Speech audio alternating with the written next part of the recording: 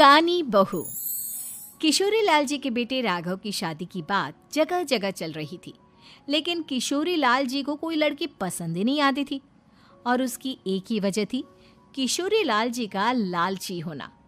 उनको लड़की वालों से मोटा दहेज चाहिए था और इसी चक्कर में एक दिन वो एक बहुत पैसे वाले के घर अपने बेटे का रिश्ता लेकर पहुंचे। उस आदमी का नाम था ओम प्रकाश। देखिए किशोरी लाल जी, मेरी एक ही बेटी है और मेरी सारी संपत्ति जायदाद सब कुछ मेरी बेटी नैना का ही है। पापा, नाम से लगता है बहुत खूबसूरत होगी। कितना अच्छा नाम है ना, नैना। ओ, वैसे बात तो सही है आपकी। अब इतना पैसा है, जमीन जायदाद है, इकलौती बेटी, आप भी क्या करेंगे? सब कुछ उसे ही देंगे ना। बिल्कुल ठीक पहचाना आपने। बस बेटी की शादी और सारी जायदाद उसके नाम। पापा, बिना देखे हाँ कर दीजिए ना। इतना अच्छा रिश्ता फिर कहाँ मिलेगा? माला माल हो जाएंगे हम। मैं अपनी बेटी को बुलाता हूँ। अरे नहीं नहीं नहीं नहीं, आपकी बेटी का नाम नैना है, सुनकर ही लगता है बहुत सुंदर होगी। रहने दीजिए अंकल, मैं तो आपकी बेटी के नाम से ही इतना खुश हो गया हूँ कि उसे बिना देखे शादी करने को तैयार हूँ। अब तो मैं उसका चेहरा सीधे शादी के बाद ही देखूंगा। और इस तरह राघव नैना का चेहरा नहीं देखता और उससे शादी कर लेता है। शादी के बाद अपनी सुहाग रात पर जब राघव नैना का घूंघट उठाकर देखता है तो नैना की आंखें बंद थी। कितने खूबसूरत हो तुम नैना, जरा अपनी आंखें खोलकर मेरी तरफ देखो तो सही। नहीं, मुझे शर्म आती है। अरे, मैंने तुम्हें शादी से पहले भी नहीं देखा, और अब अगर तुम आंखें खोलकर मुझे देखोगी भी नहीं तो मुझे अच्छा कैसे लगेगा? इससे पहले कि नैना अपनी आंखें खोलकर राघव की तरफ देखती, अचानक से लाइट चली गई और राघव नैना को पूरी तरह से देख भी नहीं पाया। अगली सुबह नैना राघव के लिए नाश्ता बनाकर लेकर आई। अरे ये क्या, आधा पराठा सेका हुआ है और आधा बिल्कुल कच्चा। ये तुमने क्या किया नैना? बहू, तुमने क्या आधा पराठा तवे से नीचे लटका कर रखा था, जो आधा सिका है और आधा कच्चा? मुझे जितना दिखेगा उतना ही तो सीखूंगी ना पापा जी। जहाँ जहाँ मुझे नजर आ रहा था वहाँ मैंने सीख लिया, जहाँ जहाँ नहीं दिखा वहाँ कच्चा रह गया होगा। इसका क्या मतलब है? ये कैसा मजाक कर रही है तुम? अरे बहू, तुमने इतना लंबा घूंघट क्यों लगाया हुआ है? देखो, हमारे घर में बहुओं को बेटी की तरह रखा जाता है, और फिर तुम तो इतना सारा माल लेकर आई हो। देखो, ये घूंघट डालकर रखने की कोई ज़रूरत नहीं है। हाँ नैना, पापा जी ठीक कह रहे हैं, तुम तो आराम से रहो, अपना ही घर समझो। नैना अचानक से अपना घूंघट उठा लेती है।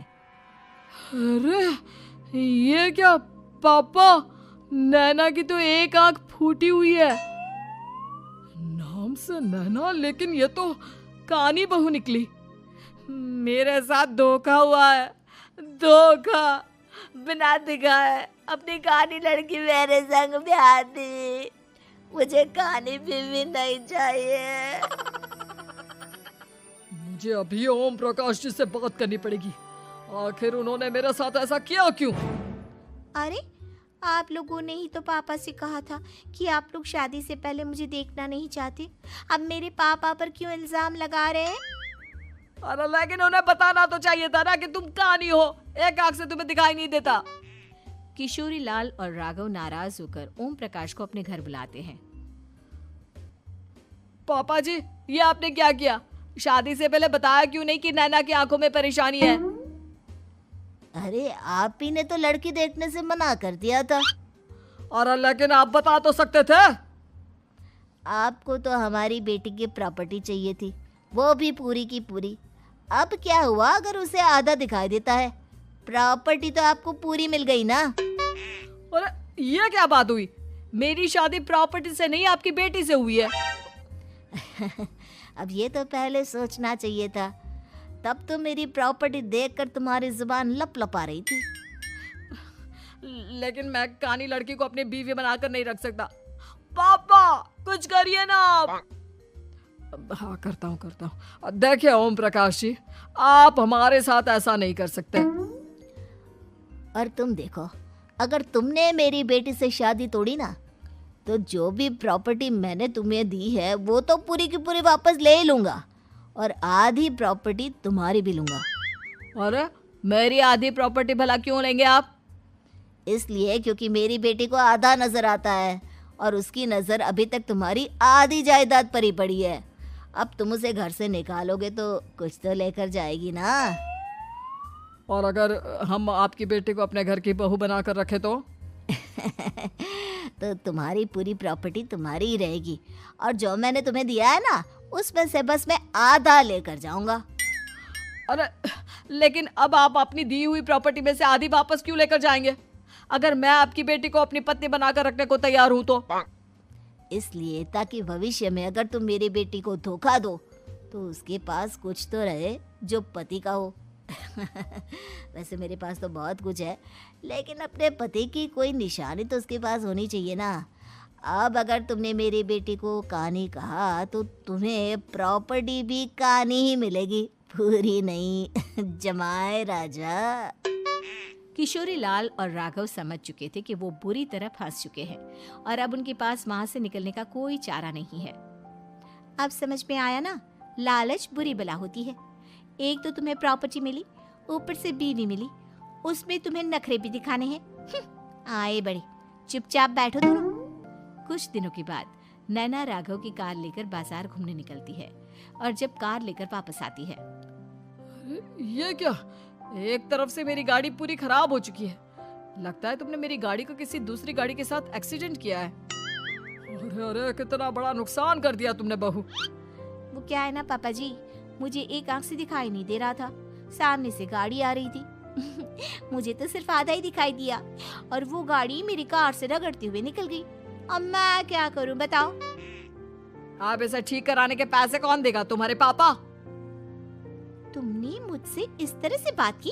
अभी रुको। नैना राघव की शिकायत ओम प्रकाश को कर देती है। देखो राघव, अब जो मेरी आधी प्रॉपर्टी तुम्हारे पास थी ना, उसमें से आधी और मैं लेकर जाऊंगा, क्योंकि तुमने मेरी बेटी को डांटा। अरे नहीं नहीं पापा जी, गलती हो गई, माफ कर दो। गलती की तो कोई गुंजाइश ही नहीं। अगली बार मेरी बेटी को डांटा तो बची हुई आधी में से आधी और ले जाऊंगा। लालच के चक्कर में हम दोनों ने बहुत बड़ी गलती कर दी बेटा। एक तो तुम्हें कानी बहू मिली और ऊपर से जो माल मिला वो भी काना।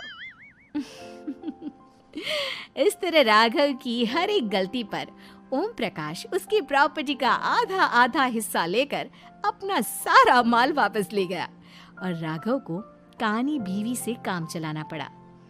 भाई लालच वाकई में बुरी बला है।